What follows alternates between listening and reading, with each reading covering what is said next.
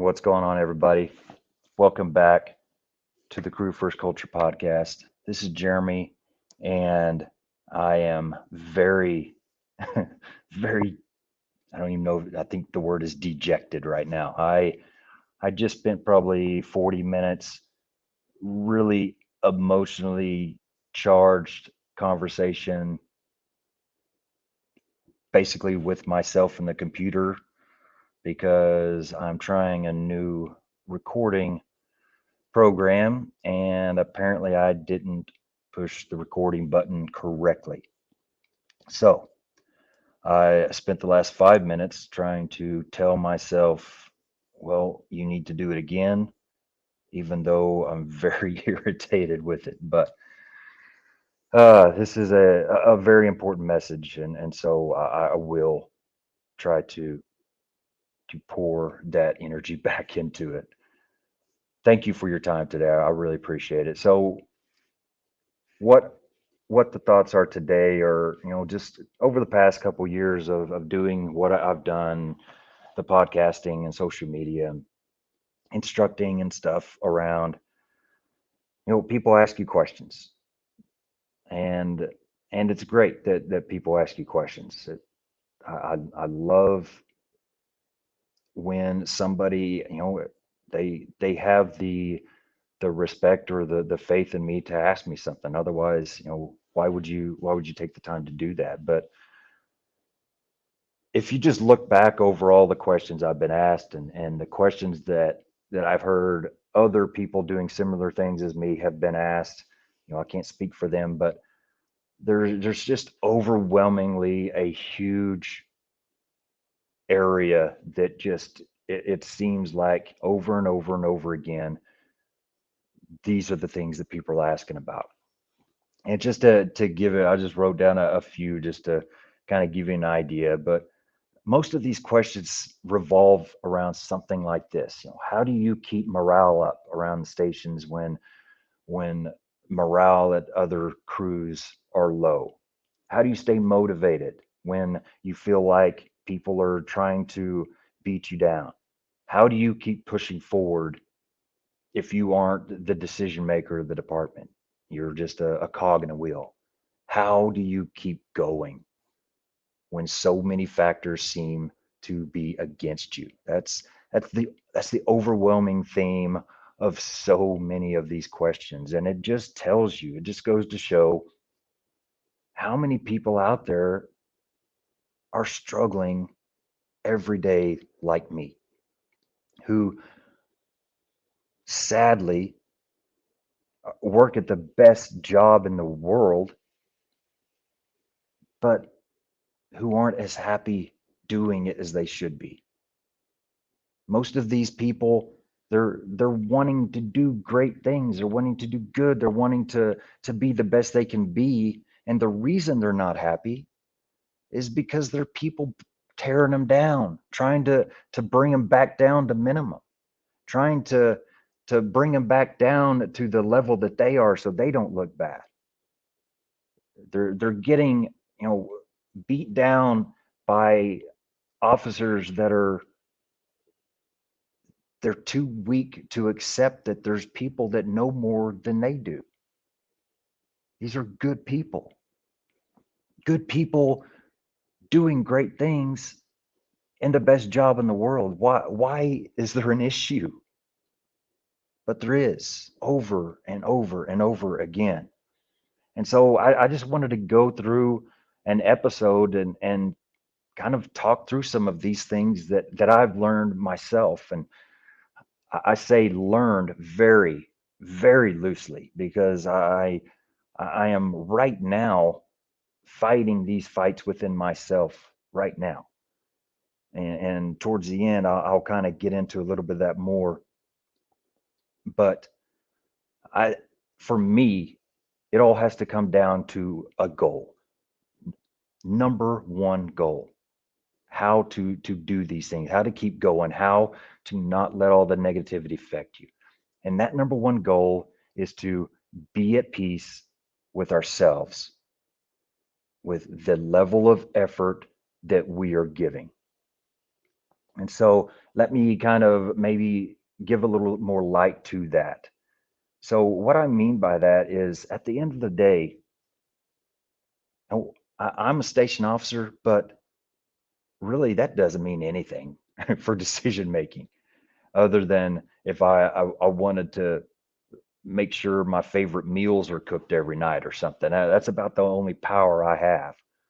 I don't have any decision making power for my department. So at the end of the day, I can't choose what equipment we use or what tactics we use or anything. I have what we have, and that's what we have. So for me, we have to really figure out what what it is that's important to us. And when it comes to those important things, we have to give effort towards them to feel emotionally okay with ourselves. At least I'm speaking personally. I can't say for ourselves, can't speak for anybody else. But for me, if things are important, if things are valuable, if things are things that I love or that I am close to, I want to take care of them. I want to be the best I can for them. I want to do whatever I can for them. And if I don't, if I'm not putting that effort into it, then it's going to affect me. I can't avoid that. It is going to affect me. And so that's the main goal. And as I go through some of these tips, we'll bounce back to that goal to kind of maybe give it a little more depth. But so the number one thing as an answer to those questions is we have to first pick our battles. You know, I have been the young officer that fought every battle, that I would say tried to fight every battle. I griped about everything that needed to be changed in my eyes. I tried to push forward, you know, areas that we needed to grow as a department. I tried to do a lot. I tried to fight everything. I tried to, you know, straighten out the things that didn't make common sense type battles, everything. So I quickly became the officer that was pinned as somebody that just has a problem with everything. Anything administration puts out, he's going to have a problem with it. That's just part of it. That's who I was. And being that person, I lost every bit of voice that I did have. I had nothing. You know, I started out this conversation by saying I don't have much anyway, but when that's the person that you are viewed as by the actual decision makers, then you you take away any credibility or any kind of influence you have. So I did. I lost all of that, and thankfully I I I figured that out. I started to fix that. I started to pick my battles. I started to forget about the superficial crap that doesn't really make a difference. Just let it go and save what voice I have, save what influence I have for the stuff that are truly important and impactful. And so that's something I definitely had to learn and had to learn the hard way. I had to basically build my reputation through the eyes of administration from nothing because I ruined all of it. And so that's the first step is we got to pick our battles carefully because you know going back to that goal at the end of the night if we have a policy that comes out that says we can no longer wear t-shirts on calls, okay, I don't say anything about it. We just accept it and we move on like this is how life is right now. I don't have a problem with that. I don't have a problem going to sleep. I don't have anything emotionally tied to that. That does not bother me. No effort is really required out of me for that because it's not a big deal. However, if we have a policy that comes down that I can see is going to negatively impact our care of the citizens, if I don't say anything about that, if I don't confront that issue, if I don't stand up for that and say, hey, this is not right, and just turn around, basically roll over and say, this is what the boss says and this is what we're going to do, no questions asked, I'm going to have a hard time with that. It's going to be heavy on me. It is going to emotionally impact me because I know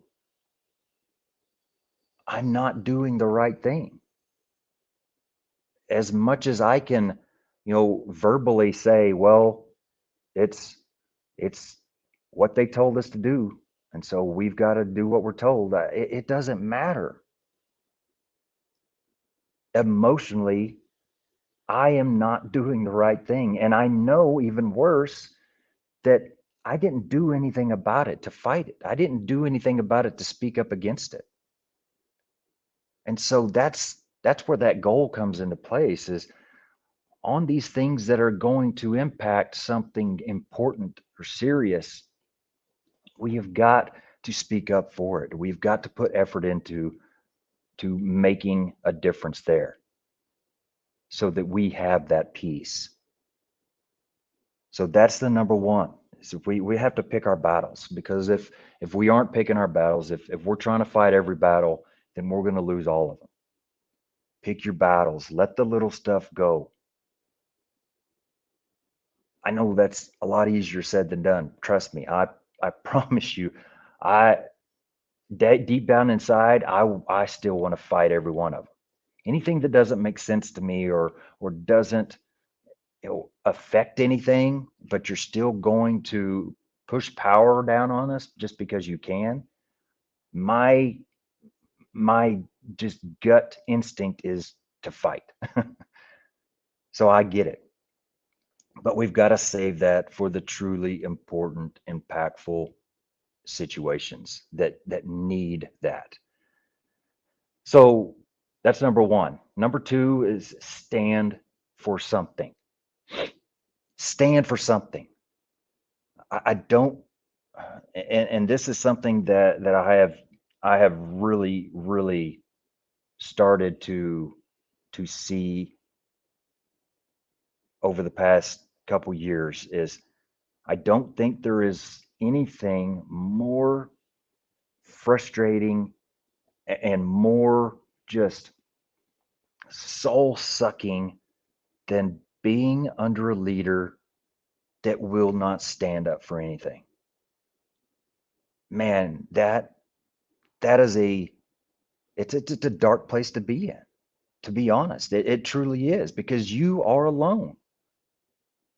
No matter how many levels of bosses there are above you, you are alone. You don't have anybody to stand up for you, who will fight the fight that needs to be fought.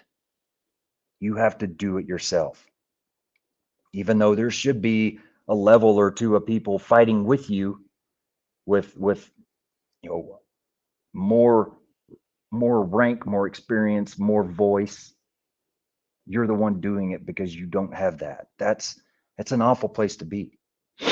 It is a place that I truly never ever want to put people that I lead in. Something that a good friend Brian sent me this week that really speaks of this. I've sent it to a few people. There's a several people that I really feel like I want to send it to that need to hear this. But gosh, I'll probably read it a couple times because it's powerful. Georgia football coach Kirby Smart believes great leaders of any kind must accept three costs. So here we go. We must accept three costs. Number one, making hard decisions that negatively impact people you care about. Number two, being disliked despite attempts to do the best for the most. And number three, you will be misunderstood. So I want to go through those again because, like I said, this is a powerful statement that there are so many people out there that need to hear it and need to truly understand the responsibility that they are taking on. Leadership is not shiny and just something that is I don't know. It's not all happy and just something that's great and just want to show it off all the time. Leadership is deep down, dirty, hard work. It's hard decisions. It's making people uncomfortable and mad and stretching people out farther than they want to go. It's believing in people when they don't believe in themselves. It's doing things that people don't want to do. There's nothing about leadership that is just all smiles and happiness. Leadership is hard. It that's all there is to it. If it's not hard, you're not doing it.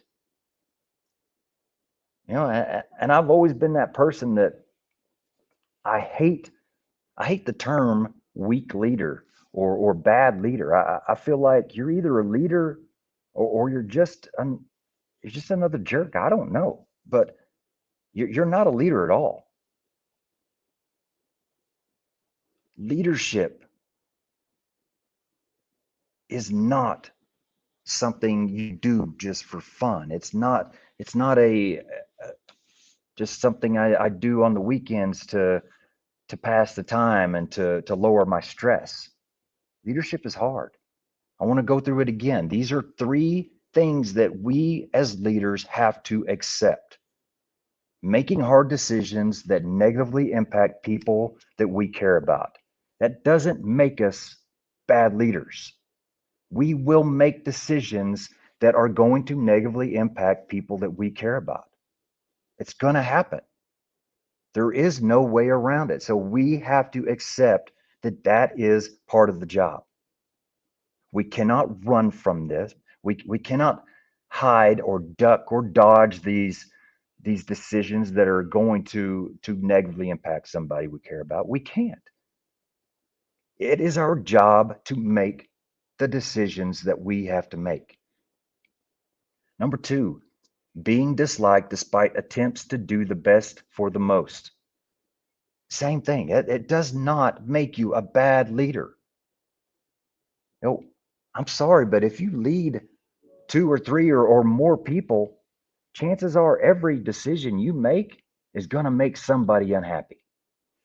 You're going to have somebody dislike every single decision you make. What does that mean that you just don't have to make any decisions anymore then? That you can just pass it up the line? No. Leaders have to do this. This is part of the job. All we can do is we can make the best decisions that we possibly can make in the best interest for the most people. That's all we can do. And at the end of the day, when that is done, and when we can say, I'm at peace with that decision I made because I did it in the best interest of the most people, then that's all I can do. If I am disliked, I'm disliked. That is a part of the job that I have to accept. And number three, you will be misunderstood. It's pretty straightforward, right? You're going to be misunderstood. The only way to not be misunderstood is to not stand for anything, is to not push any new ideas, is to not challenge anything, to not push yourself out of the comfort zone. That's the easy way to never be misunderstood. Everybody will understand you then. You're that guy. You're that girl that is just there. They're just getting the check. They're just sucking up time. That's all they're good for. That is not leadership.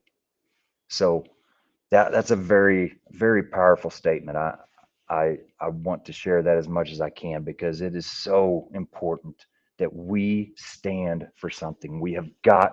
To make we have got to make ourselves stand up and speak out on these important issues. I'm not advocating on fighting everything, on civil war, on being disrespectful and disobedient and on and on and on. None of that. What I'm saying is when there is something that is challenging our standard of care, which is maybe causing us to not effectively do our jobs the best we can, big things, we have got to stand up for it and fight and try to make a difference because that is part of our job as leaders. Number three, this is something that kind of nowadays is a new term that recently over the past couple of years have heard is tactical withdrawal. We're not backing down. We're not being we're not just running from the situation. We're tactically withdrawing. And so we have to know when to tactically withdraw. We've got to learn when that is what needs to happen. Now, what I mean by that is on these situations that are big deals that we choose to stand for, we choose to fight for, we choose to voice our opinions and our reasonings and everything behind it. If we are hitting walls, if we are hitting people that just want to say, this is how it's going to be, this is how we do it, this is my choice because I am the boss, whatever.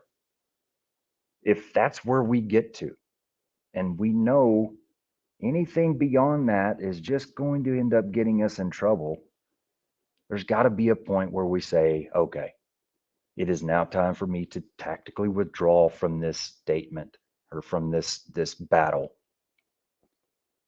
because I'm not going to do any more good than I have done right now. That goes back to our number one goal. So if it's something that is a very important issue and I don't address it, that's going to be weighing on me. I'm not going to have peace inside. I am going to be struggling through those things because I know that I didn't do what I needed to do to make the right choice or to do the best we can. I should have done more. But if there is an issue and I do speak up and fight for it and try to challenge and try to do everything I could, and I'm hitting walls, well, and I have to back out, at least I know I did everything I could. I'm not going to get myself fired over this, but I did do everything I could. So, no, things didn't change. No, things aren't the best that they could be, but I still have peace because I know I did everything I could. And that's the number one goal, right? Getting back to that goal, finding peace with our effort. And that will get me that peace. Even if nothing changes, I have peace. So after that, the next step is just train and game plan the best you can with whatever equipment or manning or crew or member, whatever, with whatever you got. At at the end of the day, again, we can't make decisions on what we have and how we use it. All we can do is do the best we can with what we have. And so if that's the choice that is made and nothing has changed, then okay, we're going to be the best we possibly can be with what we have. And that's it. And so going down to the last one, this is something I've truly struggled with over and over again. But we cannot allow outside influences, outside voices, outside negativity, outside anything ruin a good shift. Once we have relieved the shift that's going off before us and we are in that station, that's ours. We control that morale. We control the attitude. We control the work ethic and the fun and the enjoyment and the love. Don't allow outside influences to take that from you. I have I have allowed so many days and hours and it's just on and on, good shift days slip out of my grasp because I've allowed outside influences to take them from me. It's not, it was, I'm not blaming them. It's still my choice. I allowed it. I actively allowed that to happen. So I don't want that to happen. I want to make sure that once we're inside those walls, we control what's going on. And if that's the case, then we're going to have a good day. We're going to enjoy it. We're going to grow, we're going to get better, and we're going to do a great job because that's who we are. It doesn't matter what else is happening on around us. That's the power we have. You don't have to be a decision maker at the highest level to be that way. You just have to take control of your arena. You have to take control of the things that you can control, which is that small circle. Going back to where I said that I was going to touch on towards the end, I I want to say this very clearly right now so that there is no misinterpretation. I'm not preaching these things because I'm on the mountaintop preaching down to everybody else coming up. I'm not somebody that is the poster child of all this stuff. I'm preaching it because I know it's true. I know that this is the way that I can get up there, but I'm still struggling up that mountain myself, right beside you. I'm still fighting that fight every single day myself. I'm still asking the question every single day, how can I keep this going with everything else going on around me?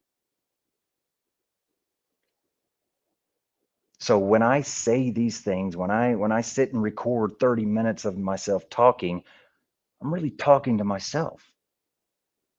I'm not preaching to you about this is what I've done to get where I'm at, so you should do it too. I am preaching these are the ways that we can overcome this. I've done it before. I've done it to the point where I was in a great place and now I find myself right back at the bottom. Right back at the bottom. But the great thing about that is it's right there. I've done it before. I know I can do it again. And I know you can too. So I hope that something I said today gives you gives you some power, gives you some strength to keep fighting, gives you maybe a game plan on how to address some things. What I talk about, I talk about real stuff. That's all I care about. I don't care about surface level junk anymore. If I'm taking the time to sit down and record something, it's because I feel like there is something that needs to be shared within it. There's a lesson that needs to be learned from my mistakes. And that's exactly what I'm doing today. These are all things that I have learned over and over again through mistakes. And I'm somebody that, just making a mistake once isn't good enough. I like to really, really make mistakes over and over to make sure I make them really well. I'm not that person that says, well, I made a mistake once, I'm not going to do that again. That's not me. I like to make the same mistakes over and over again. I don't know why. I wish that wasn't the case. But what I do know is I know that there is a light at the end of that tunnel. I've been there. I've just got to get back to it. And what I want is I want to bring some people with me. So if you are at the bottom of that tunnel, maybe you don't see that light, maybe you do, we can do it together. This is something that can be done. We are doing good things. We are good people. We are making a difference. And that's what helps us to be at peace with ourselves at the end of the day, because the effort we gave today might be the best we can do. We can't always win, but we can always give the best effort that we can. And that gives us the peace to keep carrying on. Thank you for your time. Like I've said here lately, and it's become such a powerful just motto for me, especially in the time that I'm going through right now. We refuse to lower our standards just because others will not raise theirs. Thank you.